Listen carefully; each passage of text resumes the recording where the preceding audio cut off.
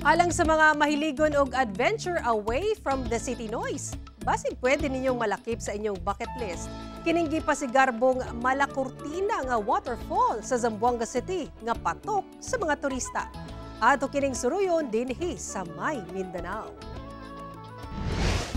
Kung Zamboanga City ang hisgutan, dili lang ang makahingangkang sailboat competition ang angay maatangan kay gawas niini.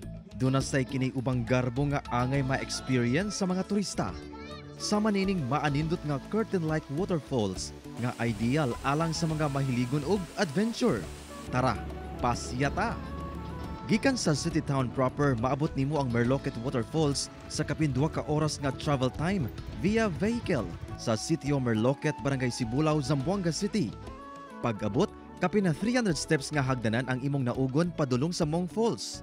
Apan worth it ang kakapoy kay pag-abot sa tumoy, makita na nimo ang two-tiered waterfalls nga dunay majestic rock formation. What's so special dinhi kay dunapay mga duyan nga pwede nimong ma-enjoy, makarelax gyud. Ang kalimpyo ug ang kabugnaw sa tubig sa Mong Waterfalls makatanggal sab sa stress kay mosilbi sab kini nga water massage. Ang Maong Waterfalls abli gikan alas 6 sa buntag hangtod alas 5 sa hapon matag adlaw.